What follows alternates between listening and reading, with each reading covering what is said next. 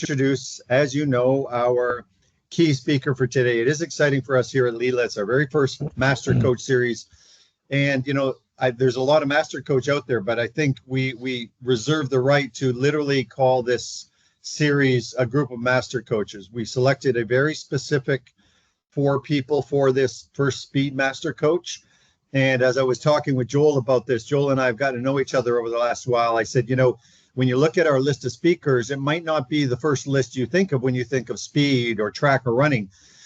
In our opportunity here with Leela, we get the opportunity to work with the very best speed people on the planet. And one thing that I have benefited from tremendously is access to such different minds across the realm, whether it's the best Olympic track coach for the 100 meters to the best NFL 40-meter guys to the best on-court basketball team people.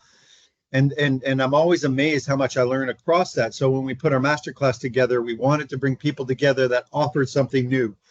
There's no sense bringing 4 track coaches together to talk about 4 things track. We wanted to really get a diverse group, people from the Olympic and international level, from the high school and college level, from the teams level, and then people that have an overall understanding of the industry for a very long time. So by that, I mean, each one of the people in our series are going to be very different. They're going to talk different. You're going to learn different things. And I hope you take the time to enjoy all of them. And we're kicking it off with the main man here, Joel Smith. And I think most of you know Joel from the Just Fly podcast, one of the very best podcasts, one of the longest running out there. Certainly everybody in the industry has at some point listened to something that Joel has produced, whether it was himself or the incredible speakers he brings in. And Joel, I specifically thought of him right at the start because I remember actually leaving Twitter because of ridiculous conversations about whether or not people should use wickets in a warm-up. No offense, but I just thought, man, warm-up in drilling is really, it seems like a simple area, but if you haven't set the format for good conditioning in the start of a speed session, whatever your sport, you're already behind. And somebody who has waded through the weeds on this a lot was Joel. And I thought, well, let's start right at the beginning. Let's start with a warm-up. I'm going to turn this over to Joel here to jump into it. But Joel, we're super happy to have you. Obviously, like I said, it's incredible to be able to get to listen to you live. I'll leave you to your session. And once again, everybody, Joel Smith. Yeah, thank you, Joe. I'm glad to do this. I'm going to turn on my PowerPoint and hopefully, is there a screen share that I can have people see my screen here? Switch camera, maybe? No, that probably doesn't work. Yeah, Joe, can you give me the opportunity to share my screen?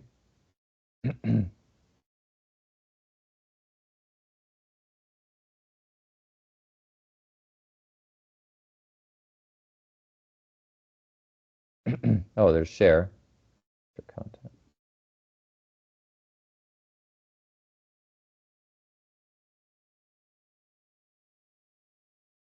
All right, I just need to give it security to start sharing. Let's see here. Oh, there we go. Clicked on. Good. All right. Sorry for the delay. Have to give the password to share. Okay, that should work. Try that again. Screen. Okay, you guys should be seeing my screen. Yes. Okay, perfect. All right, so thumbs up. You guys are seeing my screen. All right, we'll get to the presentation here. Awesome. Okay, great. All right, so here we go. Sprint drills in the modern age. If there's anything that comes up, all I can see now is my screen and not you for the moment. So, if Joe, if anyone has any questions, feel free to interrupt me, and I might try to leave a few brief pauses for just, if there's anything in the midst of this. But this presentation should be about a 40-minute, and then we'll have time for any questions or anything like that. So this presentation, I just released a course called Sprint Drills Reloaded. So there's a lot of that. The basis of a lot of that information is in here. And then I'll be getting into specifically how to apply the Leela Exogen within the context of not only sprint drills, but also some basic applications that can work in the sprinting itself that I've found helpful. So the goals of this presentation, we're going to be looking at a brief history of sprint drills, We'll look at the key actions of sprinting and supportive drill work. So like Joe mentioned, if people are having arguments about, should we do this or that or whatever it is before sprinting, it always comes back to first principles, and it comes back to, well, what are the key drivers that make someone fast? And I think a lot of times those drivers are actually misinterpreted in what athletes are actually doing. We'll be looking at the rotational and angular mechanics in sprint training, which obviously with micro weights are a major player in assisting in training that. And then, as mentioned, we'll highlight where the exogen gear can assist the above. So in summary, we're going to look at the key factors that drive fast sprinting. How does that apply to drills? And then we'll look at how we can plug in exogen to create a better or stronger signal of training stimulus. Real quick, I don't want to take forever on this. I do like knowing history first, just because I think a lot of times it's like we wake up in the year 2025. It's if you were a track coach in the 70s or 80s or 90s and you woke up in the year 2025, you would maybe expect for sprint times to continually be dropping and drills are like all optimized or something. But the truth of the matter is a lot of really good stuff has come out of the past, and we've actually forgotten a lot of really good stuff that came from the past. And I think we're actually in an era now where it's so dominated by marches and front side. I'm not saying those things are bad, by the way. I use those types of ideas or methods, but it's so dominated by that, we've actually missed some of the things from the past. I think we're really good. So we'll be talking about just a few eras here. The first one I'll skip because I've talked about the Sam Musabini. That was Harold Abraham's coach. That's the top left. The guy in the hat, and perhaps you've seen some of those, but we're just going to go to the meat and potatoes of what's influenced now. And so the more I've studied Bud Winter, the more I love what he does or did. And it's like we don't look to the past often enough, because this guy in the 1960s at San Jose State, he was coaching sprinters. Tommy Smith, 19.83. This is in the 60s. This is like, you don't have the super spikes or the super mondo tracks. Lee Evans, 43.86. These guys didn't really lift weights. And so this is like early days of training, and these guys are running, and a lot of these guys are running extremely fast.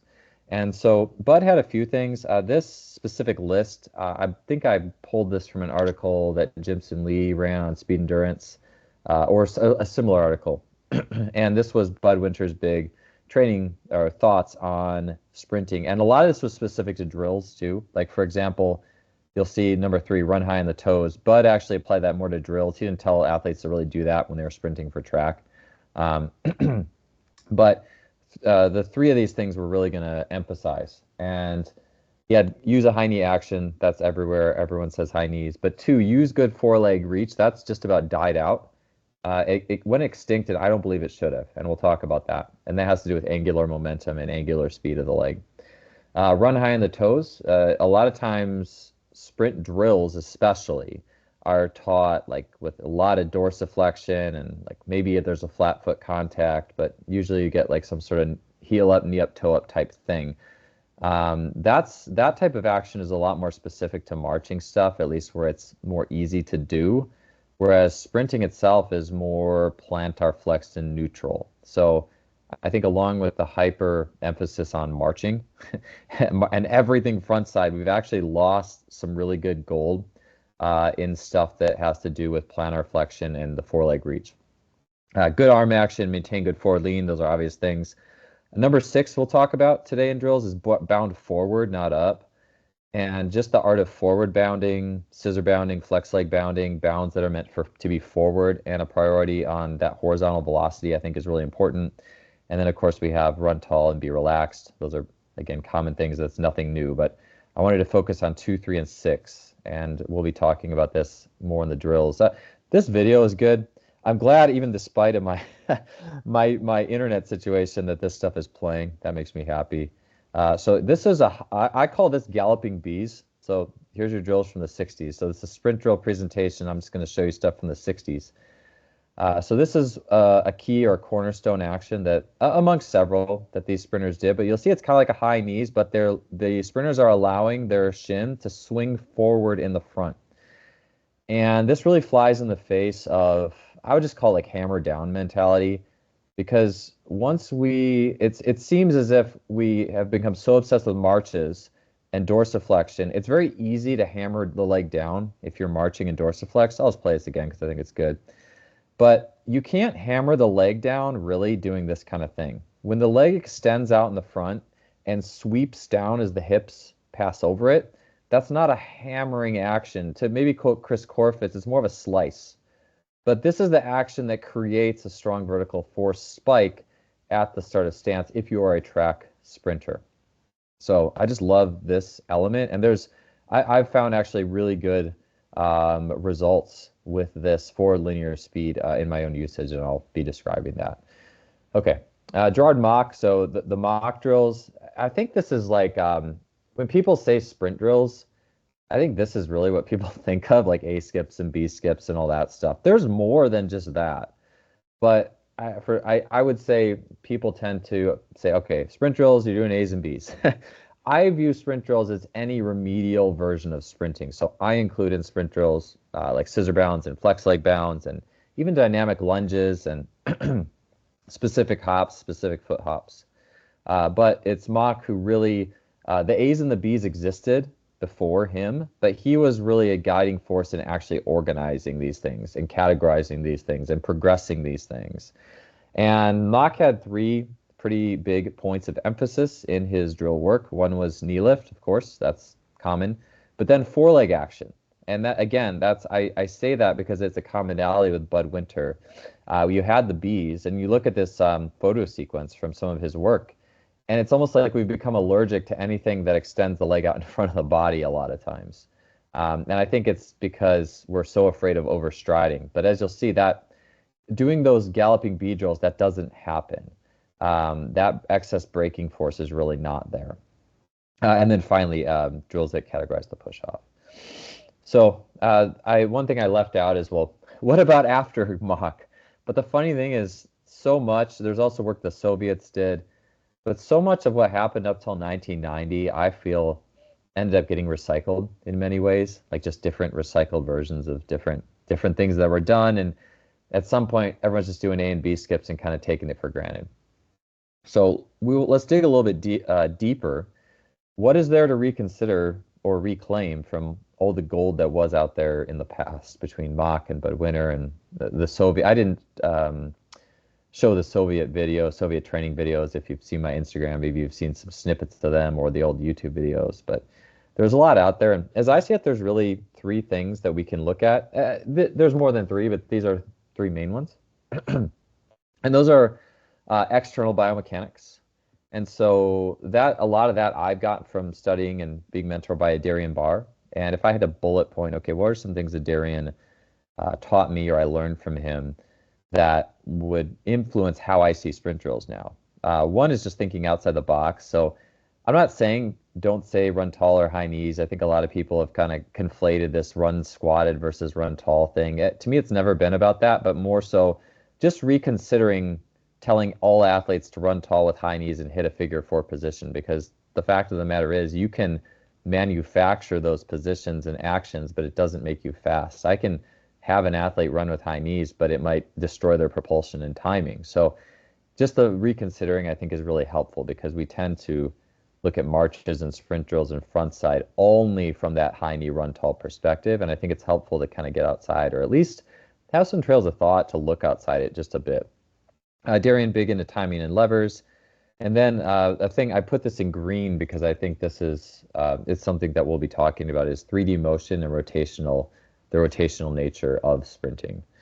A lot of times you see people coaching hands like purely in the straight front to back plane and without any crossing into the front side of the body, for example. And there's rotation in everything. And there's rotation in the way that you can apply exogen weights as well that can enhance those factors. Next is more internal biomechanics. So this is the work of Bill Hartman. Work that came out of Physical Therapy and Postural Restoration Institute. But ultimately, Bill has spearheaded a pressure-based view of movement, as well as advances in understanding internal and external rotation and athleticism. And now, you may have heard the terms internal and external rotation. Maybe you'll think about like turning your knee inwards and turning your knee outwards, and well, movement's rotational. But when you have micro loading, you can feel that real time, and you can feel how it applies. It changes how you bounce off the ground or how you can put more force down into the ground. And when you actually can feel those in motion, actually, it really brings something that can be stuffy or sound stuffy biomechanically, it brings it to life. And so we'll be talking about internal and external rotation today, and Bill's really driven that. And also understanding asymmetry. What's interesting is this is with many things involving a small weight. The first time I had heard about this was David Weck had this thing called pulsars, if anyone remembers that, which is just these little shaking weights you run with. And funny enough, John Cronin, and John was on the podcast alongside Joe back a while ago. John did research at some point with these halteres, like these hand weights that were loaded that you would long jump with and you could jump farther. Anyways, long story short is David found that running with only one pulsar, not two, could lead to even faster sprint times than running with two, which I found interesting. And he told me this. I was like, I get it. It makes sense. I don't know why, but it makes sense. And then Chris Korfis was talking about how athletes would run faster with only one Lila sleeve weighted. And I was like, that's really interesting. I don't know why. In the time since I heard that, I've come to know more. I believe I know more why that is. I'm going to be talking about that today. And it also has to do with compensation layers, as Bill Hartman speaks on. Finally, we have expanding sprint data and research, Ken Clark and many others. A lot of that research is on angular motions, showing how important angular motions are. And I think it's those things that can really help us to reconsider just such a, again, a hyper march emphasis where we've almost eliminated like tail kicks the way people used to do them with the foot a little bit behind the body. And then like B skips really whipping the leg out. So we have sprint KPIs that talk about how important angular motion is. So let's dig into that. So this chart in research is used from with permission from Ken Clark, and it's a recent study of his. He did with several other researchers, Meng, Waltz, Ryan, and Stern. And this is a study basically on what makes both team sport athletes fast and what makes track and field sprinters fast. This was a really good study. And if you look at the chart here, you'll see a chart, table 1, it's towards the bottom. And you'll see there's fast TF, that's fast track and field. It's in the gray, right in the middle of your screen. In fact, here's my cursor. Hopefully you can see my cursor circling that. Fast track and field athletes. Then you have slow track and field athletes in this group. Then you have fast team sport, intermediate team sport, and slow team sport. And I mentioned the importance of having first principles when it comes to drills. And knowing this is important because, well, what drills should I do? What if I work with team sport? What if I work with track? What direction do I want to lead them to help bridge gaps and shore up weaknesses, and as well as emulate things we see in faster athletes? And so I have red arrows leading to what I would consider the most important elements for the sake of sprint drills in this conversation. I did have the blue arrow is a still important element, and amongst both track and team sport, the center of mass, or basically the foot, touched down closer to bottom than slower athletes, but it wasn't like crazy. And you can see too, like the fast team sport athletes touch down further in front than the slow track and field athletes, and yet they're still run the same speed. I'm not a fan of telling athletes to hit their foot directly below the hip. You'll see all of these athletes were at least 12 degrees in front of the hip. It's impossible to strike below.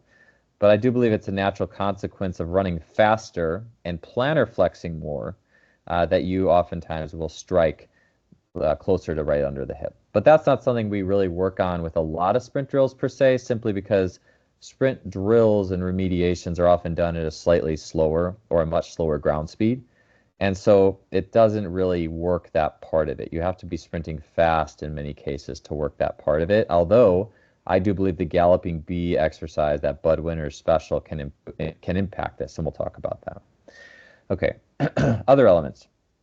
Plantar flexion. So this is a really big one because, again, with the dorsiflexion and the dorsiflexion emphasis, and a lot of times you're seeing these sprint drills in A's and B's being taught, and it's with a heavy dorsiflexion emphasis. Athletes are being taught to do this. But what's interesting is the fastest athletes, the fastest track and field athletes, if you look at plantar flexion, which is foot angle at touchdown, it's the first red arrow you're going to see.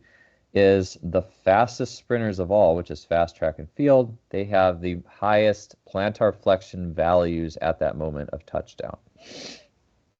If you go to the slower track and field, they're going to have a little less plantar flexion at touchdown. And then the fast team sport athletes, you'll see, as well as intermediate team sports, are essentially hitting about flat-footed. And that's for a reason, because if I play on turf and I'm a team sport athlete, it's kind of a double whammy. Well, one is if I play on turf, I don't get the energy return that I do out of a track. And two, I have to be ready to change directions at any given moment. If I really get into this glide, this plantar flexing glide, I'm not going to be able to get out of that as easily as if I'm being a little bit more flat-footed. And I wouldn't coach by saying this, and I would not coach team sport to intentionally run flat-footed, because I just don't think that's that's something they're going to naturally do. But at the same time, look at the slowest athletes. So go to slow team sport in the foot angle bucket, and they are actually heel striking. So if you want to talk dorsiflexion, these are the athletes who are actually dorsiflexing flexing into touchdown. I'm sure not intentionally. I'm sure a lot of it is just because their feet don't sense the ground well, don't operate very well. They're probably not very elastic. And it's a consequence as well. Athletes who run slower, if you're just not fast, there's also that rolling action that comes with not being fast. So moral of the story, though, fast track, you plantar flex. Team sport, at least you're neutral. And I don't think it's bad to teach team sports some plantar flexion, though, just to make them more robust in the running. All right, next one's swing thigh angle at touchdown, or TD for short. And go ahead and look at the red dots. I have swing thigh angle at touchdown. I'm taking my cursor around it, so it's the leftmost circle, red circle in the graph. And this is when the stance foot touches down. How far forward is the knee? And well, this is interesting because this is kind of that figure 4 position that people like to talk about. And I can see why, because if you have a fast sprinter, they can get that knee to the front faster. But here's the thing. If you just tell an athlete, hey, get your foot to the front faster, that doesn't help them. You have to understand, why didn't the foot get to the front faster? And honestly, my opinion is it's simply angular power of the glutes and hip flexors and hamstrings and the core that controls it. It's also timing. It's basically hip power that helps get that to the front. And if you just tell someone to get it to the front, they're probably going to cut propulsion short to do it. So there is some skill involved in it, and I think it also ties in with the swing knee at touchdown. But I'm a big believer that just simply telling an athlete to get their knee in front faster, you're going to rob something somewhere else so many times. And that's why that when you talk about like scissor actions and flex leg bounds, that's what I use to help that angle change. One of several exercises, but that's one of the things I use to help that swing thigh, because it's just the power element. Like there's a strength quality that underlies all these things. Swing knee touchdown is the next circle over. So you'll see it's basically how tight is the foot to the butt as the knee swings through. Faster athletes have a tighter foot to the butt across the board as that leg is swinging through to the front. And then it's interesting because you're going to see a higher heel recovery in general in track versus team sport. You have kind of a lower, but it's still a universal principle. Track or team sport doesn't matter. You have a tighter swing leg no matter who you are, because the fastest athletes have a tighter swing leg. Now, part of this, again, this kind of goes with, I do think it's fine to work on those tight levers. In fact, that is part of the galloping bee. Again, back to the galloping bee. I like harping on that one because it's kind of a drill that no one does anymore. And so you get that, oh, nostalgia, secrets from the past thing. But that really facilitates a folding action that does bring that leg through tightly. But all that being said, partly, if I just whip my knee through faster to the front because I'm very powerful, that swing leg has to fold more. It's just kind of, it's just kind of laws of physics as well. So it's multifactorial, but that's another important factor here. So let's get into the final element, which is angular velocity of the shin segment. And so that's just simply, you see my crude orange arrows, they're extremely crude. But basically you'll see a good, and this is the thing too, is with that, this is a frame for more of that galloping bee type motion. Again, more track specific. We talk team sport. This isn't, you could do this with team sport to warm up the hamstrings dynamically. I think there's value, but to try to really link it into sprinting, I don't think is a great idea. But for track, I think it's great. And Ken Clark had found that not only the angular velocity of the thighs works with speed. Actually, I apologize. I got to go back. Look at the bottom of and I apologize for my mind. Every time my mind jumps around, I apologize. Sometimes it's tough with several thoughts jumping inside your head. But one last thing on this page is look at the average thigh angular velocity, bottom, second to bottom, red arrow, and then the peak thigh angular acceleration. These are just blanket higher across the board in faster athletes. So that the angular rotational velocity of the thigh is going to be faster in faster athletes. This bottom one is to show that the shin also works faster. So that whipping action of the shin, you'll see this research here, whip from the hip. At the bottom, Ken Clark again, that whipping action of the shin also leads to higher velocities generally. And so I just think, again, if we only think of getting the leg in the first position, the guy on the left, before he reaches in front, and he is reaching excessively, by the way, on that far right. That's a drill. He's overemphasizing it. On the left picture, he's not. But if he just stomped down from there, hammered down from there, he's not really giving himself an opportunity to whip that shin, to really get it rocking and rolling. And it's this motion also that it aids. You can't see it because of his white shoes, so darn the 60s pictures. But that also really feeds plantar flexion. And to me, that's one, if you want to plantar flex more at touchdown and you're a track athlete, this is one of the best items that will help feed you plantar flexion. Because if you just get this high knee position and stomp your foot down, you're actually going to kind of hurt your plantar flexion potential. If you're sweeping the leg a little bit more and have more of that angular piece, that's more external rotation, and that feeds right into plantar flexion. So I think I covered the main points here. Again, I've forgotten since 2000. At least I never saw this stuff that much. We did B-skips when I was in college in the 2000s and tail kicks and stuff. But at that point, I was already hearing of schools yeah, we don't do tail kicks this way anymore. We got to make them tight. And B-skips, we don't whip the shin out. We keep it all tight, like it's all tight in the middle. So I think to me, it seemed like this stuff really started to die out a little bit at that point. Let's talk about plantar flexion and dorsiflexion just a little bit more, because I do want to touch on some global biomechanics here. So whether you're a track person or you're a strength and conditioning or just interested in speed, these are things that are helpful either way for a variety of movements and skills. And so I look at plantar flexion as the gas. It's propulsion. And dorsiflexion, we talk about dorsiflexion like loading the spring to pop down. And I actually don't buy all that. I think faster athletes are more plantar flex, and they're more plantar flex for more of the stride. It doesn't mean they don't get back to neutral. So there's a little relative dorsiflexion to get them back to neutral. But they're not actively dorsiflexing to get this supposed snapback. The snapback happens automatically as long as you can get to neutral. And the body's pretty smart. And it uses elastic energy pretty well if you give it the chance and start whipping the legs around from an angular perspective. Plantar flexion is tied in with external rotation. I would just call it the gas. It's performance training. It's working off the balls of the feet and drill work and propulsion. And then again, the whipping shin will aid that. However, everything is a spectrum. If you have all gas and no brakes, your car is probably going to break. So that's where dorsiflexion is a helpful piece.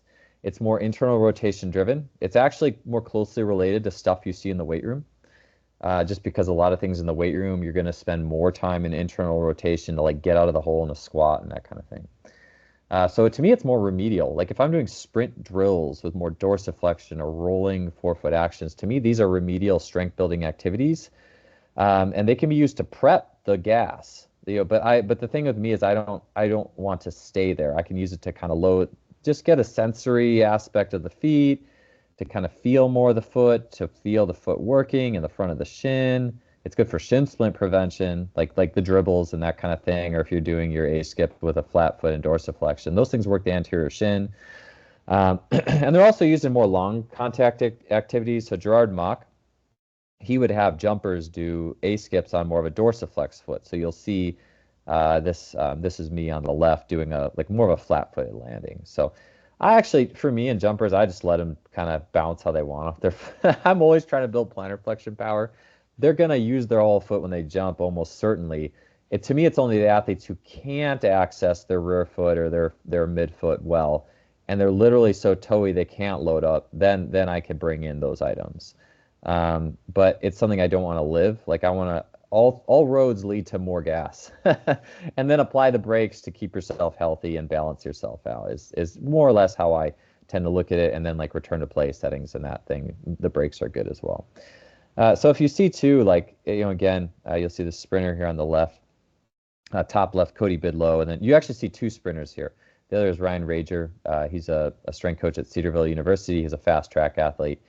Both these guys really fast, and you'll just notice like Cody, he's got a little tick of plantar flexion in the back. He's about to strike. His foot appears flat relative to the ground, but relative to the shin, it's plantar flex, and it will plantar flex, and the heel will be off at the moment of ground contact. And then, of course, you have a flattening effect of the foot once he hits mid-stance. But you tend to see more plantar flexion toe back than you would often see. And this is in fast sprinters, and it's what they do naturally until it gets coached out of them. You also see, too, plantar flexion includes a supination or an eversion. So that's the big foot and shin right in the middle of your screen. That is an eversion strike. The body strikes with small points of pressure and then rolls. And so plantar flexion really couples with this outside edge strike. And there are drills that we can do, like this Captain Morgan hop. You'll see Ryan in the white shirt doing a Captain Morgan hop. Those things can support that. We're not really talking so much about Captain Morgans today. We're going to talk a lot more about the angular stuff and where exogen fits in or can fit in and assist. So if we want to work on these qualities, so first principles, what do we do? So thigh angular velocity and swing thigh position at touchdown. There's a lot of things, but the thing I want to touch on for the sake of today is straight and flex leg bounds. So I'm sure many of you are very familiar with these items. The straight leg, you see here more of a, believe this was a flex leg bound because you'll see the leg in front is maintaining more of a flex position in the photo sequence. So you'll see Ryan doing a flex leg bound. And that flex leg coming down instead of a straight leg, it's angular, but it's angular and you're going to hit right in propulsion. And that's the difference between a flex and a straight leg. So let's just watch a video here of this. Okay. So watching that again, I can drag and go slow motion. It's kind of my preference. So we're only looking at that flex leg here. But as you can see, in this case, since the shin is fixed, since the knee angle is fixed, now this actually takes the shin away because we're working thigh velocity. So it's a constraint that takes the whip of the shin away. And the only way to really power myself forward is fast thigh switches. So you can see here, and he's going to land in a very propulsive place. He lands in plantar flexion and into an instant push and swing of this leg. But again, straight and flex leg bounding, they take that swinging shin away, so they constrain athletes into using their hips more powerfully. In Chris Korfis's, he was on my podcast one time talking about stompers and slicers, and basically in that mode, athletes who had good feet and like whipping shin action, but they didn't have a ton of power, this was a preferred weakness builder for them because they were good with their feet, probably good at externally rotating, but this really, it casts them into a point where they can't use that superpower and they have to use hip power. This type of motion, you use a lot of glutes. If you watch too, like if you want to talk about knee coming through the front, you can watch that knee whipping back into the front quickly, and then it switches with the other leg quickly. There's other items. You can do fast leg drills, leg swing drills, specialized cable knee drive drills, and lunges. But that's beyond the scope of today and what we'll be talking about. Today we're just focusing on that straight and flex leg bound as a constraint to improve thigh angular velocity. Okay.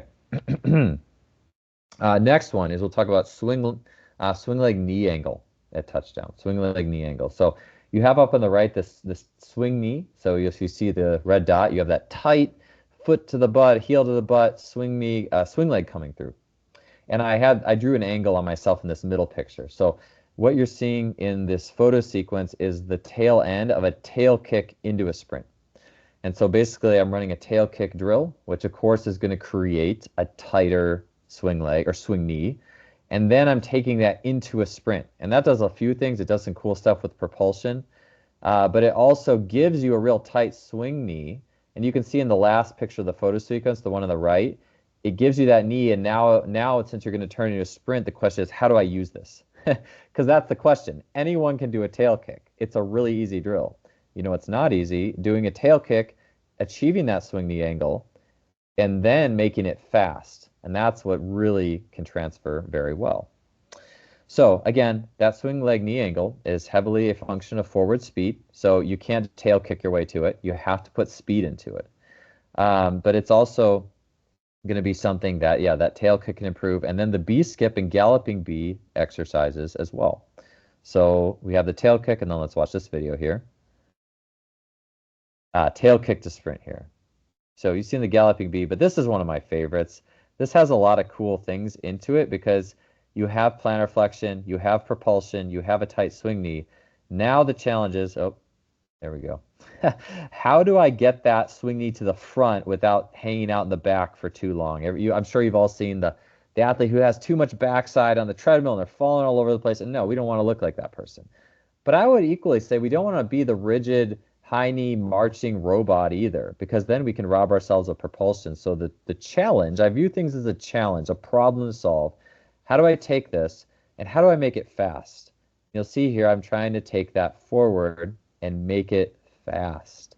And so again, this is something where if you're going to argue about what drill to do, and I do it and make a sprint out of it, and then see if athletes can make it fast. And that can give you a lot of information. All right, there's also high foot activities, and then, as mentioned, integration activities, as you just saw. So I can do a tail kick, a B skip, and integrate that into a sprint. All right, so those were some items that I use based on some of those KPIs. I should mention as well, and I apologize because I don't think I mentioned anything here about the shin angular velocity. That's where I put the B skip and the galloping B back to that Bud Winter exercises in the system. Plantar flexion motions, a lot of it comes from that angular whip as well. And then you can do drills on the balls of the feet to the goals of your athletes. All right, so where does exogen fit into this? And I think this is fascinating because hopefully what I've talked about so far has given you a nice framework or perspective on what makes athletes fast and some basic categories of items that can improve it. Now let's talk about how adding exogen onto these things can make an even bigger difference and also teach you about the role of different joint actions. So we're going to talk about placement from an external and internal rotation perspective, asymmetry, march-based effect, and angular focus. Real quick, does anyone have any questions on anything thus far? Because that kind of concludes more the sprint part side, the sprint and sprint drill. And there's a lot more drills than that, but I want to just generalize a little bit and then get into exogen and specific drills with exogen. Does anyone have any questions in the meantime before I get to the second half of this? Okay. All right. I will, let's see here then. All right, so I will continue forward. Hopefully I'm still, oh, I see a hand up in the chat. Let me see if I can get this here. Hang on. Okay, using writing notes. Okay. Joel, I do. Oh, wait, Doug, you want to go ahead with your question? Oh, can't. It's muted. Question. Oh yeah. What's up, Doug? I didn't have a question. Oh, okay. Okay. All right. Joel, yeah. Joel, I wanted to ask you something. You mentioned the big thing, plantar. Did you mention plantar flexion because it's just an area you see almost as always, wrongly approached? Or was it one of many or several items? Just because it was really reinforced. And I'm curious where it sat for you with all the athletes you see and almost a hierarchy of where problems exist. Like, is that something every time you go to the track, you almost you see somebody or coaches or athletes are kind of missing that a bit? Yeah, I just think it's one of those things where my base for any coaching situation is that the answers are found in nature and that hopefully athletes just do what they're supposed to do automatically. Of course, that doesn't always happen, right? But but we coach dorsiflexion so much, we don't give athletes a chance in some ways to achieve the natural plantar flexion that goes with that fast sprinting. Okay. And that's the big thing is I don't think you need to coach plantar flexion because it just happens. It's part of the gas that happens. But my issue is more if I ever see coaching, that dorsiflexion is just so harped on and overcoached, in my opinion, that, and this happened to me, is I got slower because I took those A skips and heel up, knee up, toe up so seriously that that got me slower. Now, and that was funny is my first coaching job at Wilmington College, D3 athletes who probably didn't listen. Like I coached them that way, but I don't think they listened because when they actually went to sprint, they plantar flexed and did all those propulsive things. And when I would run against them, they would just blow my doors off, even though they would tell me what good form I had. Yeah. Okay. So that was more that is just because I think we tend to only coach the one side. We only coach the brakes and we don't give the gas that its due credit is owed. Yeah. I wanted to clarify that. That's good. Continue, please. All right, let me get back to my screen and we'll talk about the rotational pieces here. All right, let me share. Boom. Okay. All right. View from current slide. All right, and we're back. Okay. So I'm going to talk about rotation first. One of the things that I really fell in love with the Lila Exogen was not just that there was the microweights and it felt really good, but also that you could work with the rotation. You could manipulate joint rotation. And I knew nothing about really, I think, because I got the kit from Simply Faster. And Joe, this is before I knew you. I remember the first time we spoke. So it was, I think my first year of it was just messing around. And and so I just like threw the weights on different ways and just kind of messed around with it. And I found that like just what felt good was more external rotation helped me to feel bouncier. It just helped me to feel more lift and bounce off the ground. And that's the image on the left where the weights are spiraling down to the outside of the body. So the skinny sides on the midline and the heavy sides on the outside. So if you drop the leg, if I took my knee up and dropped the leg, my leg would spin towards the outside edge. And on the other side, on the right leg, you can see the weights are spinning towards the inside, so internal rotation. And so if I dropped the leg, it would spin the leg in the air more towards the inside edge. What Joe talks about with the assisted and then the resisted, and we'll get into that.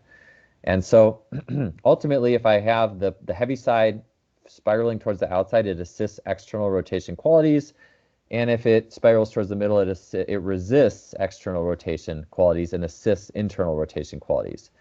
To be fast at sprinting, you do not want to you don't want to assist IR.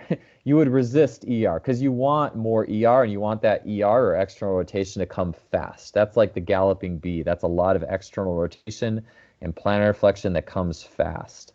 And so if I'm internal rotation with athletes, when athletes spend too much time in the weight room and the squat rack, this is where they can get internal rotation dominant or biased. And that's kind of the effect of the photo on the right. I like using them with both alignments, by the way, but the thing is with the internal rotation oriented, you have to beat it. You have to beat the internal rotation, and then when you take it off, it feels good. It doesn't feel good when you have it on, whereas the external rotation feels pretty good when you have it on. Okay. So I wanted to show a live frame of difference here, and this is subtle difference. Okay, this isn't like holy crap, major difference. It's subtle. But you'll see a tail kick that with a IR alignment and an ER alignment. So this first one is with, oh, they're going at the same time. Oh, okay, hang on. Let's not have it go at the same time yet. This is with an ER alignment. You'll see the weights are on the spiral towards the outside. So this is boosting external rotation. And this one is boosting internal rotation, or it's just making ER harder. You can look at it either way. And what you'll notice, first just qualitatively, and you do have to look closely, is this one is going to be a little more bouncy off the ground, a little more bouncy off the balls of the feet. And if you watch this one, you're going to see it's just a little more dorsiflexy, a little more grounded. You can see those heels are just going to hit down a little. It's slight, but it's a little harder. So what I also noticed is this alignment, the external rotation, it wants to shoot me forward. I didn't count how many steps I did, but it kind of wants to throw me forward. Whereas this one, the internal, kind of wants to shoot me down into the ground. So it's just two different feelings in a very basic drill. And these are pretty close together in nature. But what you'll see is the one on the left, so you'll see the picture on the left, is internal rotation dominant. And you see in the swing leg behind me, there's a little more dorsiflexion in that swing leg because of the IR bias. And there's just a slight more tick of down the heel down towards the ground in internal. It's not crazy, but it's there. The big one you see is in the swing foot behind. And in the ER setting here on the right, you see there's more plantar flexion in the rear leg, and there's a touch more plantar flexion in the foot down. And these are things too. These are subtle, but you feel them. And a Darian Barr phrase I really like is that millimeters make waves. So you may be getting millimeters of change here with this small section, but it creates waves upstream. Okay, asymmetrical placement. This is one of my favorite things. It's literally one of my favorite things ever. So I put Usain Bolt up here because he's a very asymmetrical runner. I mean, he has scoliosis, so of course, like, would you expect him to be symmetrical? And I wouldn't expect athletes who have straighter spines to run with his asymmetry, but yet we do have natural asymmetrical patterns. Like Bill Hartman says, if you're totally symmetrical and no compensations, you're too normal and you're probably not going to be athletic. When we do athletic things, our spine, our rib cage starts to compensate and we start getting twisted, bent, and pushed in ways that fit with the skill we want to do. So if I want to sprint fast, I'm going to tend to get pushed forward. My pelvis gets pushed into more of an anterior tilt.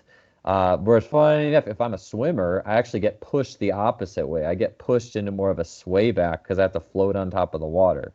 And that's not great for sprinting fast. But we tend to get pushed and pulled into the direction we tend to adapt. And furthermore, I don't mean this to be, this can get really complicated. I'll tell you, if I want like a brain bender, I'll just listen to Bill Hartman talk about the layers of compensation, and it's brilliant stuff. It's so good. And I've learned more over the years, and it's taken me years to really get good at it, but I'll summarize a little bit of it with that. An elastic athlete, a narrow infrasternal angle, think a kangaroo type. Usain Bolt would fit in there.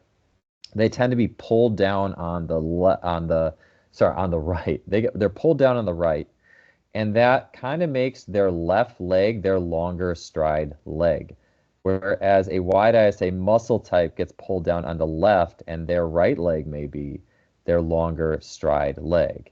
And so sprinting should recognize and work with your asymmetry. So what leg is your longer stride leg? What is your natural shorter stride leg? And you can use the Lila exogen gear to help optimize and work with and feel that, and not just try to balance it out and make yourself perfectly even, because then you're average and then you're normal. So if I'm this picture on the right, and please send me questions after the presentation about this, feel free. Because this gets a little complicated, but this is a basic spiraling alignment. You can see everything's spiraling and turning towards the left, my left. My arms are going to have to work to pull back to the right. But the reason that this is like this is because my left leg is my longer on the ground stride leg. I push longer off my left leg. And my right leg is a narrow ISA, has less internal rotation, and it's more supinated. A lot of times people will say, an athlete's right leg doesn't really get into the ground. It might flick weirdly behind the athlete. If you see the right leg flicking weirdly behind them, if you watch them sprint from the back, they've compensated in a way that's a little excessive. And they need to, one, get their right leg to internally rotate. So you can see I'm internally rotating my right leg with the gear, so I get more of my right foot on the ground. And then the ER, or external rotation, in my left leg lets me take advantage of that longer striding left leg. And this is one of several you can do. You can also just only have the gear on one leg. But this particular type, and a lot of times I'll start with this type of asymmetry and then slowly take weights off as a potentiation factor to kind of feel and weave in the asymmetry. I'm not saying this to say make asymmetry worse. I think people might hear this presentation and say, well, Joel Smith said make your asymmetry more or worse. That's not what I'm saying. I'm more saying this type of alignment helps you to time up that asymmetry, feel it, and time it more effectively. It should work with your asymmetry. All right. So again, this is kind of more that master chart of how you master asymmetry. And this goes back to, I mentioned Chris Korfist, David Weck, and the pulsars, and the pulsar in one arm being better than two. I find a pulsar in the hand that's on the same side as that long stride leg. That's that hand that should have whatever it is you're holding. because it just works with that long stride leg better. So if you're assisting your asymmetry, what you're going to do is you're going to boost external rotation on your long stride leg. So my long stride leg is my left. So to boost that ER, I'm going to ER that leg up. If I want to resist my asymmetry, I will ER my short stride leg. You can see my right leg is my short stride leg. And that's going to feel crappy. That actually is probably not going to feel very good. But when I take it off, it'll feel much better. And then a progression I really like. So just thinking, okay, how do I progress? And I've found that working with Exogen is one of the best like potentiations ever for sprinting fast. So a potentiation I like would be starting with 200 grams on both legs, or starting with a 200 in a lower position on the leg, and then moving to 100 grams, so dropping some weight, or I'll pull a 200 gram up and put it on a higher position on the leg. Then I'll go into an only asymmetrical, so I'll drop the weight off both legs and only work like the left leg. Then I'll go off with the weight, and then you have both work that angular potentiation and set up your asymmetry, and then you will fly. And I really find that to be a beneficial piece that captures, I think it captures well what Chris was talking about with that asymmetrical single leg can be faster for particular athletes, and then take advantage of it. Find a way to make it work when you don't have the weights on. All right. So I'll just be taking you through a few drill videos with the gear on here, and we'll finish with that here. Another thing too is, and I apologize for the slight randomness of this slide, but with all the possibilities with Exogen, there's the differential learning emphasis, which means if I run with a bunch of different variables and types, it's better to run and just to sprint with the Exogen on like 10 different ways than it is to have one perfect form. And that's been proven through motor learning studies, variations versus traditional coaching, even how robots learn in robot and machine learning. Machines learn better when they're allowed to figure it out through variation versus being taught a correct technique, or quote, air quote, correct technique. So running with a variety here of Exogen configurations, I believe, is just super helpful because it gives you all these movement experiences that you can then put together. Of course, we do want to funnel them down into strategically as athletes go through, but having a wide variety of placements is really helpful. All right, so with marches, this is where your basic A skips, right? Did we really watch this presentation just to have me do A skips? That would be pretty funny. But I find that both the thigh and the calf sleeve is great for these. But this one, because the shin isn't whipping out, you can load this stuff pretty heavy. Like you can really, this is to me the one where you can do a lot of thigh weights, really put a lot of load on. I was trying to find a study for this presentation. I want to say this was around the year 2000, so I couldn't find it, but it was actually people doing high knees in place running with like ankle weights, which is very clunky. You can't sprint like that. But if it's a march, there was athletes who actually got positive results over a control group with the high knee running, and I think a box-based plyometric with the ankle weights. And I think that was viable because a march, just a knee up, it's so remedial compared to like actually running that I think you could get away with that. But I think the moral of the story to me is you can use the Exogen with higher weights. You can use more of it. And then again, external rotation, you're going to assist vertical lift. Internal rotation, you will resist vertical lift. So here's that. Here's an internal. So external, the video on the left, internal on the right. Okay, of course, angular emphasis, to me, this is the money. And I don't really use a lot of A skips because I feel like the B skip and the galloping stuff kind of, especially for track. I think, team sport, I think using marching as a warm up. If I have hurdles to march over, I prefer that. But to me, it's like within a B skip or a gallop is the A and then the shins. So you get both. It's a richer experience. So if I only had to pick one, I'm going to err on the side of higher complexity and angular velocity. All right. So let's talk about B skips. This is one where, so I'll use lighter loading here. Again, this is what really can take advantage of the angular element. So you got your B, basic stuff. And then you'll see, so this is the externally rotated. This is internally rotated. I can't even see the weights, the one on the right. but you know it's internally rotated. If you look at my legs, I have a wider stance. You can see my shins are kind of rotated inwards already, bowed in. The knees are bowed towards each other. These are things that happen when you resist in external rotation. So your body has to fight this. The body has to fight IR in the B skip. So that's a more advanced B skip. It's a tougher B skip, but it's going to offer a ton of external rotation boosting if you can really fight that resistance. And of course, you don't want to load it up too heavy. You could also do an asymmetrical. So here's that galloping B again. So back to the galloping B, which it's like I just want to keep going over it because it's so good. But here's that slow motion. I think I came back with the gear, of course. I believe once you can do this well, once athletes can learn to do this movement well, it actually takes the place of the B skip for track athletes, at least. I think for team sport, you can still do Bs if you want to. But this is where you can just see that shin whip. It's coming down. And then this is cool too, because if you want to talk plantar flexion's there. So you have plantar flexion. And you also have, there's not so much folding here. You have to sprint a little faster to get that folding in this iteration.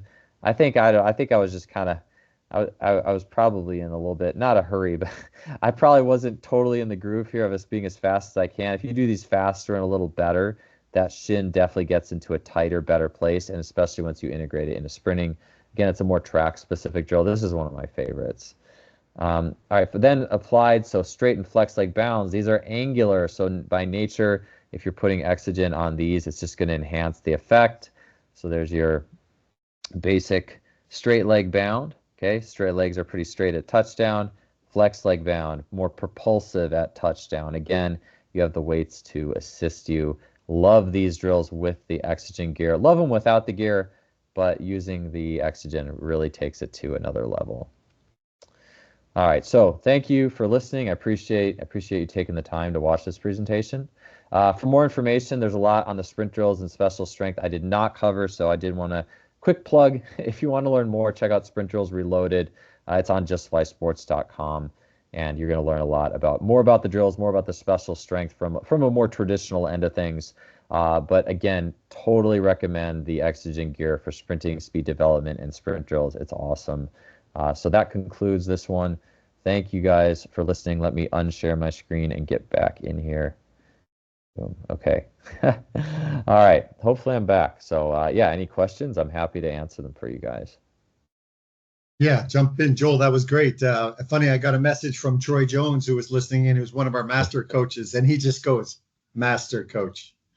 The technical detail in there, I think, as I mentioned, we are going to, even I was like, oh, okay, there's a lot here. But the great thing is we've got a recording, because I'm going to have to debrief and look at that a few times. There was so much incredible detail. So I think we're pretty lucky on that. Does anybody have a question specifically?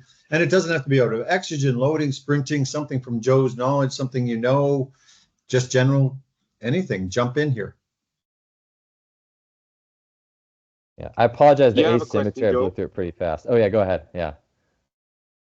So if you have an athlete that has a different stridence, like you demonstrated earlier, like if he runs, in track, everybody turns left, right? Yeah. So we have a guy that has an issue with his right leg. It's shorter than his left. Okay. So would you load it externally or internally on that load? Yeah. So I guess it depends if it's a true structural shorter leg. I know I would say people, if I'm a narrow ISA or elastic and I'm pulled down on the left, then which is a lot of athletes, then my right leg is going to act like that. And it's in that case, if it's impacting his sprinting and it feels overly gallopy, I would try internally rotating that short leg, because the internal rotation of that short leg will help it to find the ground better. It'll give it more chance to access the ground. If it is acting too short, it probably is just ticking off the ground and not really getting into its fullness. It probably will be something you'd have to experiment, like, all right, here's 200 grams internal. How does that feel? Here's 100. You could also, in addition to internally rotating that right leg, you could also externally rotate the left too, just to give it more twist. So yeah, I would start there. just because, yeah, typically those athletes don't get enough ground off that leg and just see what that does. And yeah, and then work from there. And the second question was, I'm gonna try to keep it short. The second question was, I like what you said about dorsal flex, because when you said it happens natural, you're correct 100%. Because it's like riding a bike. When you ride a bike slow, you don't dorsal flex as much. But when you want to create force, it automatically happens. You really punch, when you push that force down to turn the wheel, you have to dorsal flex naturally. So it doesn't, it's something that you can't teach. Is when that velocity starts to increase, it happens naturally. So I agree with you 100% on that. Yeah, yeah, there's a lot of things that will naturally just come about as you go. And it's just good to see athletes do that in motion. I will say too, I'm glad you mentioned the bike thing, because the bike is actually pushing down on bike pedals is a little more Yes. internal rotation because it takes longer. It's not like a track Right. hit where it's like bam, bam. And that's the longer stuff is more IR. It's more internal. So that's cool. I hadn't Right. thought about that with the bike pedals. I think that's such a cool anecdote. Yes. Yeah. Well, thank you. I appreciate it. Thank you, Joe. Appreciate it, Yeah. Joe. Appreciate Yeah. it. Thank you. You're welcome. Thank you, Coach. Guys, I just want to let you know the level of that conversation that just happened. That is a very good friend of mine, Coach Dwayne Miller. Coach Dwayne Miller was Nike World Coach of the Year. He was the former coach for LaShawn Merritt, coached him to his Olympic gold medal. He currently coaches Olympic champion Trevor Stewart, and he's based there in Florida. So to be in a room where the best in the world are talking to the best in the world, and they're doing it without ego and sharing information. I mean, this is just such a great moment for me, because this is what being a master coach should feel like. So Dwayne, thanks for the great question. And Joel, thanks for fielding it so well. And are there any others out there? Yeah, I have a question. Is this how do we access this recording? We'll send it to you, Paul. Everybody will get an access. Amir is got it recorded, and everybody who's on here or is part of the Masterclass community here will get a copy of it. Great, thank you. Joe, I had a question. As far as if someone say they rotate out, it looks like on the picture you had the weight, I guess you want to say the bigger part of the weight towards the inside. So that would be to force them to push out more.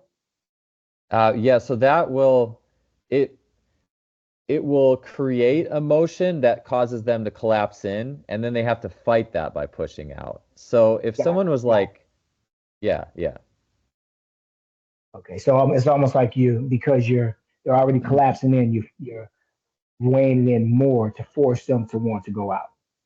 Yeah, but I would say, and Joe, I'd be curious if you wanted to weigh in on this with like, if someone was like if someone was really bow-legged and they were so bow-legged they didn't get like, I don't know, like they actually weren't getting enough IR out of their foot, then you could look at that internal placement. But most people, if like you got a person who's just collapsing, like they're kind of like a baby giraffe and they're just not, they don't bounce off the ground, by externally rotating, you'll teach them what good bounce feels like. And so then they get that feeling. And then once they get that feeling, you could then resist it by having the weights drop to the middle towards the inside. And that's more of a, like, that's more, once you get the basic feeling of it, then you can do the resistance.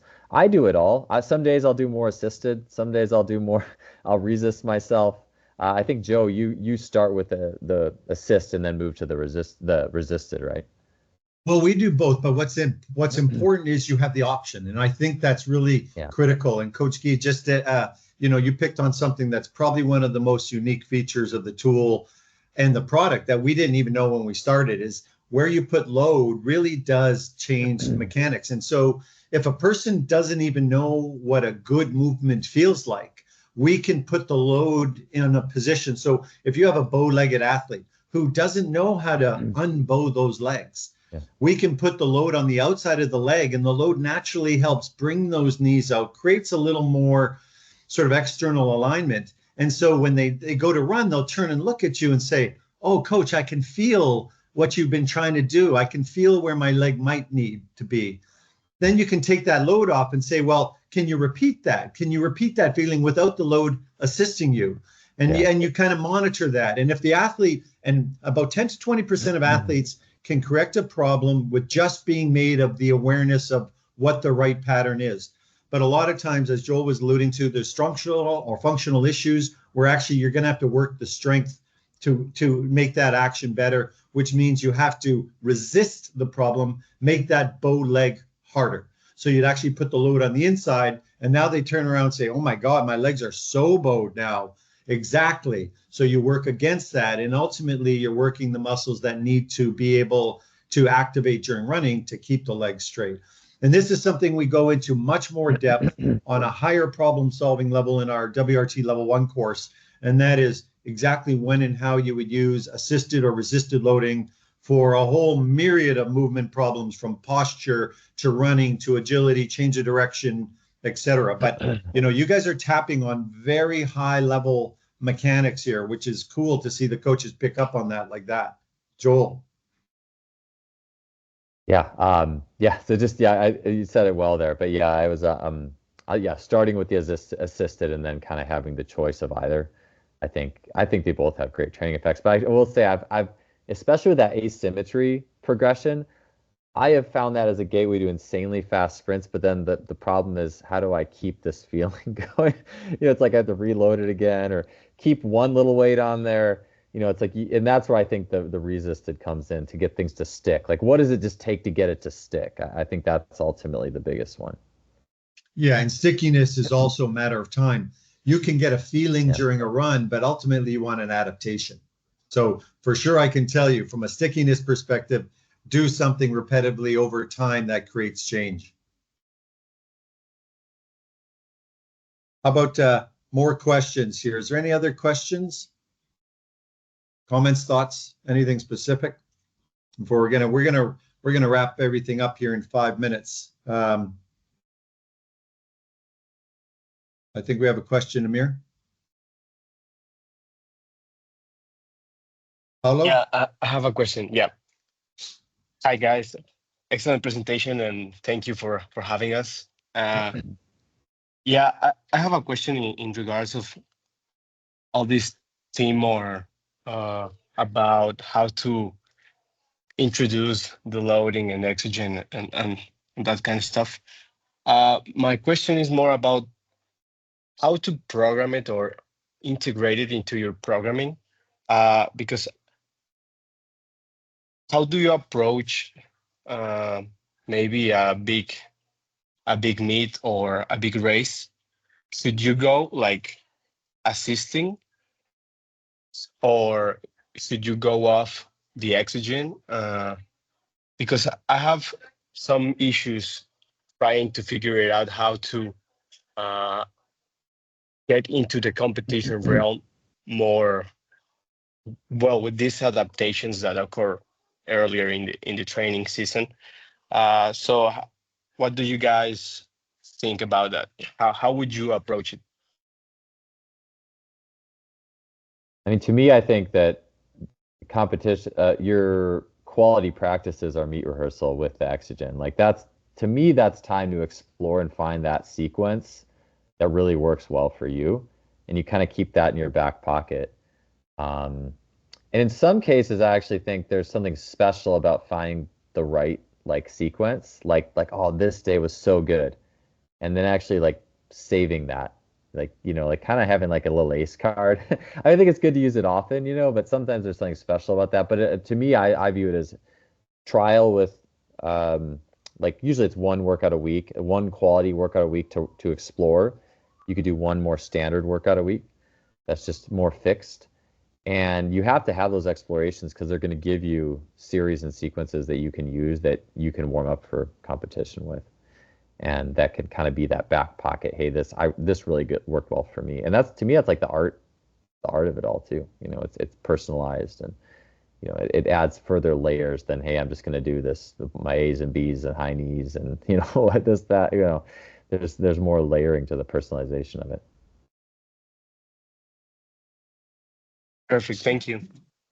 Yeah, Paulo, please reach out personally to me as well. We can talk a little bit more like that. I've done quite a bit of work on that. But to be just in general, what you do in practice is going to be what you want to be able to understand before a meet. You don't want to introduce something at the beginning before a meet that you haven't really mastered or understood in practice.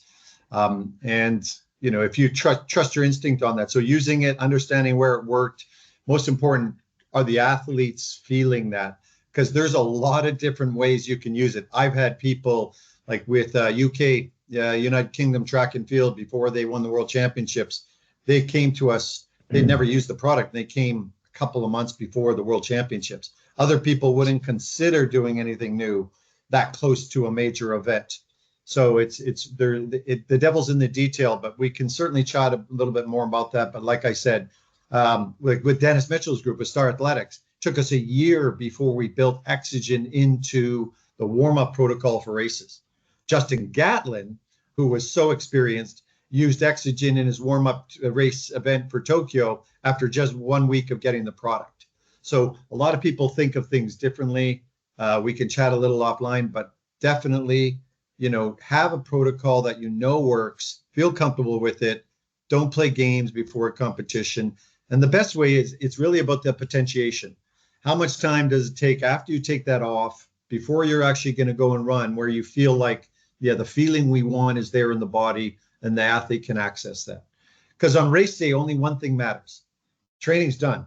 Do I feel fast? And an athlete who feels fast before a race generally runs a good race.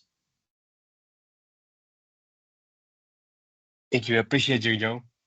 Okay, yeah, Paulo, reach out. Yeah.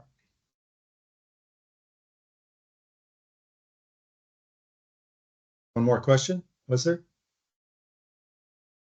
Mir? Okay, so just to wrap up, a couple of things we've got to go through here quick. One, I wanted to do just a quick summary.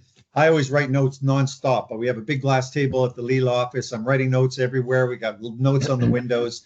And I kind of did a little summary for you, Joel, for everybody, things I learned today.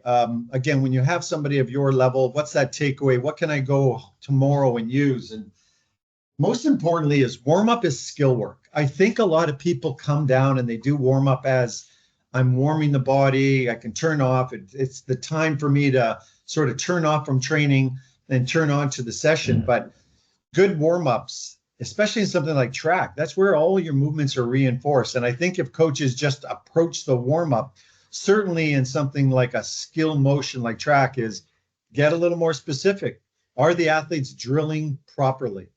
And it just, I probably listening to you right now, I was like, wow, maybe we let them just do their ABCs a little too much on their own, and really understanding how to feel the right motion. Two, all movement is rotational. We're doing a ton of stuff on angular and rotational velocity.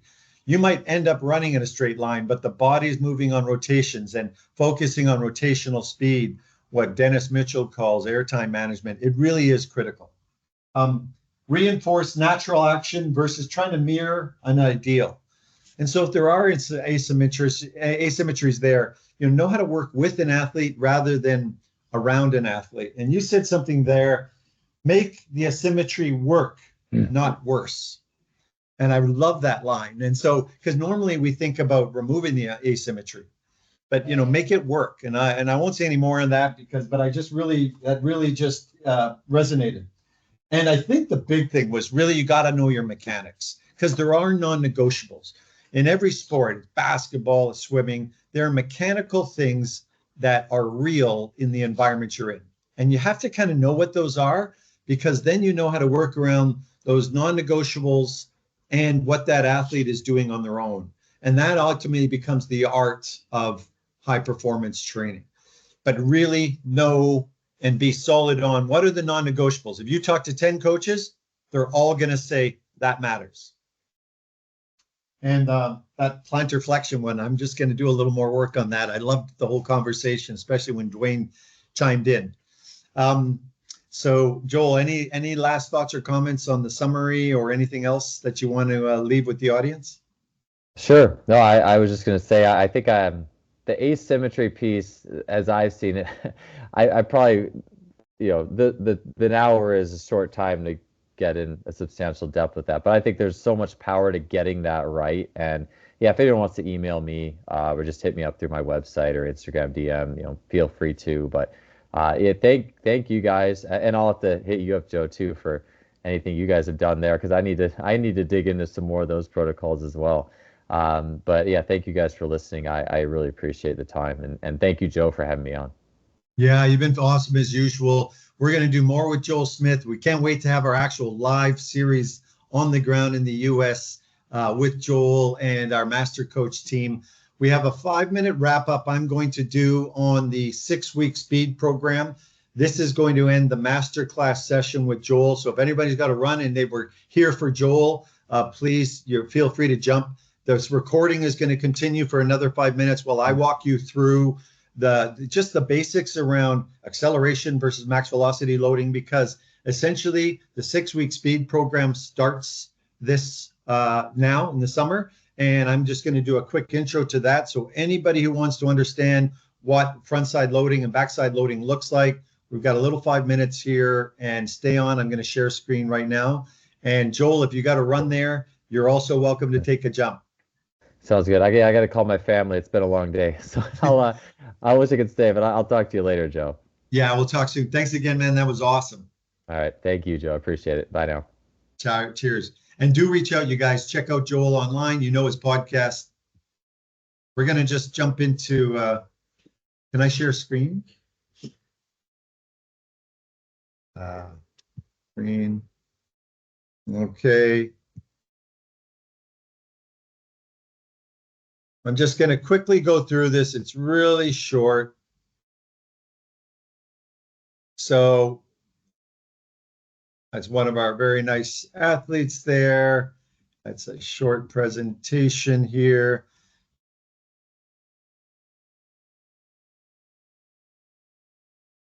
Okay. And thank you to Joel Smith. That's his website, justflysports.com. Please do reach out to him. He is as personable as he seems. The 6-week summer speed program. So as you know, the 6-week summer speed program, all of you should have received it by now. It is a very basic level for a high school kind of college athlete who's never used Exogen, is looking to get some guidance on how to implement it into the program. And it focuses on 2 to 3 sessions a week, 1 with acceleration mechanics out of the blocker 3-point start, 2 with max velocity loading on the posterior chain, and 3 a bounding power day. The research, the information is based on is very high level research. As Joel mentioned, John Cronin, who heads our research program worldwide, one of the best in the business, and we actually studied these protocols, and we were able to estimate quite a big change in 5 to 6 weeks, up to 8 weeks of loading. 2.35% improvement in speed times over short distances. Again, for those looking at that 40, it really is a game changer. The general guidelines on the program are simple. It's so simple, you might look at it and say, well, it's pretty basic. Yes, but like most things in life, 80% is the rule. The loading is where you're going to get your value, and the consistency is where you're going to get your value. Then you think of things like Joel talked about today, and you listen to the detail in those drills and where we recommend putting Exogen on in your warm-up to start to accentuate those motions. We have had people set world records after 2 to 4 weeks of warm-up protocol loading only. And I'm not joking. You will see that. We hear it all the time. I get messages from coaches around the world, from high school to the Olympic level, saying, yeah, I don't know if it's the Exogen, but their split times are way faster, adding that Exogen into their even their warm-up protocol. Because as Joel went through, that warm-up is where you're building the conditioning and the speed and technique of movement and running. Couple other things to remember too: get your times, take your times. And the big things to avoid during speed training is don't get lost in the details. Don't worry about the 1, 2, 3%. Get the product on, start running consistently. Don't miss your workouts. Complete the training in its entirety for at least 2, 3, 4 weeks before you come in with a question on, well, my glute or my ham or my calf. Get started first, get the benefits first, and we can jump into the detail later. And this is just that's a look at week 1, all right? Acceleration day, Monday, max velocity day, Wednesday, and speed endurance, working a bit of power in the bounding and hill drills on your Friday. And going off what Joel said, I tend to tell athletes on your Friday, you choose where you want to put the load. Most people will have an issue at the front side. That's why it is kind of a focus area. So if you're like most people, load front side on your Friday workout. But if you feel you want to go backside, inside, outside after today's workout, let Friday be your play day. And lastly, acceleration versus max velocity loading, what you call front side and backside mechanics. For acceleration loading, it's anterior loading. Why? Because we focused on the muscles of the anterior chain, the front of the body. They're responsible for creating that action. Chest, abs, hip, quad, and tib, right down the chain. It's all about pulling that body forward, accentuating what gravity is doing to that front leg. Number 1 issue is what's happening at the hip flexion, of course. Number 2 issue is where your pelvis is and keeping that neutral. And issue number 3 is maintaining that shin angle, just as Joel had mentioned. And that's really what helps you with acceleration. From the max velocity or backside, we use posterior loading. We focus from the traps all the way down to the calf. What we're trying to do is keep that body up and forward. Feeling the posterior chain is very important. One thing I've learned working with these elites is a lot of them just can't feel what's happening on the back.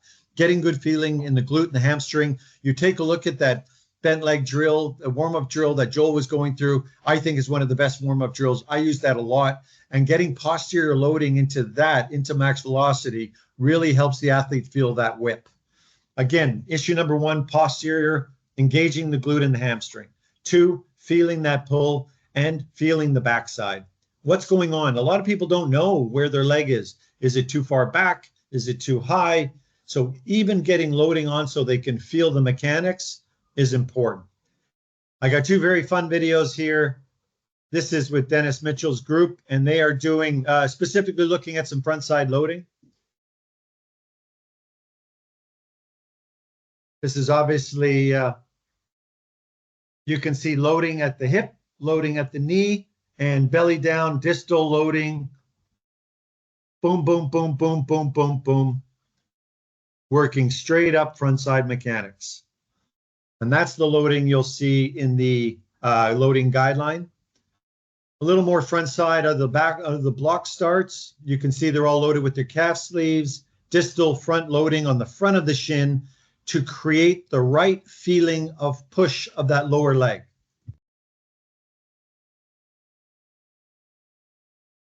Give it a sec here. They're just warming up. And this is just a visual for front side at the, the highest level where we actually use it in training.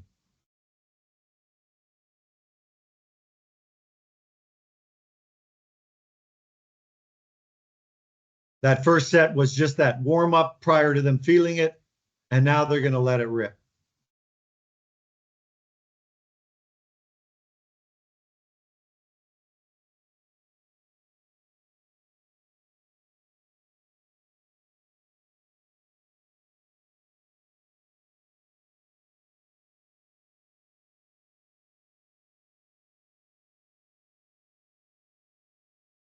And again, sticking with our star group, looking at some posterior backside. If you look on the far left, this is Tania Marshall, one of the best 100-meter hurdlers in the world with the star group. And specifically for us, she's backside here at the knee, backside at the calf, loaded for what's going to happen over the hurdle, but at tall running speed. Kaylin Whitney, one of the best 400 meters runners in the world, exactly what I'd mentioned before. Her issue was she couldn't feel her glute. She wasn't feeling it, especially as fatigue set in, lactic acid set in, and that would mean her strike and her mechanics weren't ideal. So what we focused on here was loading directly on the glute so she had a potentiation, a physical stimulus to feel her glute while running. And then you notice on the right leg, there was a little more issue. So then we loaded the glute by putting a load on the hamstring, and we loaded the hamstring by putting a load on the calf. And this gave her a high level of backside feeling so she could really hammer down on that as she got tired at the 200, 300, 400 meter mark. And remember, that's while running. And Aaron Brand, another one of the top Olympic gold medalists in the world from Team Canada, and for him loading right in behind that knee to help him feel that push down and that whip leg without loading into the shin. He found that as an ideal backside pattern that allowed him to really accentuate what was going on at max velocity.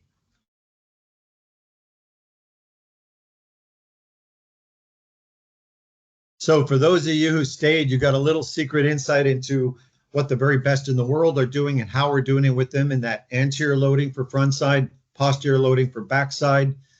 That's kind of a wrap. If anybody has a specific question for me on what you just saw, I'm more than happy to answer it. And if not, we're going to close down and we have a question. Oh, in the chat. One sec. Sorry, guys. Ray, yeah, Coach Ray. We're using this on Olympic marathon runners. We've got everybody, every distance you can use it for the tempo runs, the 800 meter, 100%. The only thing that's different as the distance gets longer is ultimately going to be the load, because you're going to fatigue faster. So the load will be a little lighter, a little less, just because of the tremendous demand you're going to see at the 400 and 800 meter mark. Now, that said, someone like Kaylin Whitney, who you just saw, I was blown away on the load. I mean, you're talking about the best in the world. The level of load. She was using loads at the 400 meter, 250 to 400 meter distance. Now we're equal to what, Melissa and TT and Shikari were using at the 100 meter distance.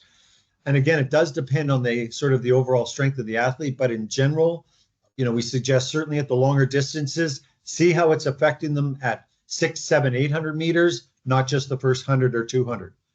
But yeah, 100% for 800 meters or longer distance, whether it's tempo runs, technique, whatever it is. We could talk more about that too, Ray, online, if you've got a specific case you'd like to ask. And just so you know, front side doesn't mean only acceleration. Somebody could have a max velocity front side issue. You as a coach will have to, that's more of a general process, but think about that, and we could talk about individual cases offline. Coach Ray, I'm assuming if you've got another question, jump in. If not, we're going to wrap on that. Everybody, thank you so much. Remember, this is a 4-part series. I strongly encourage you to join in for all 4 parts. This will be sent out. If you haven't got the 6-week program, please make sure you reach out for that. In 2 weeks' time, we're going to have the man himself, Dennis Mitchell, continuing on now from warm-ups into block starts and acceleration. Make sure to join us for that. Dennis is going to be short, intense, and sweet. I can promise you that. On behalf of Amir and Leila, I want to say thank you to everybody for joining. And as always, if you've got any questions, reach out online and we'll see you in 2 weeks. Stay fast, everybody. Have a good 2 weeks of training.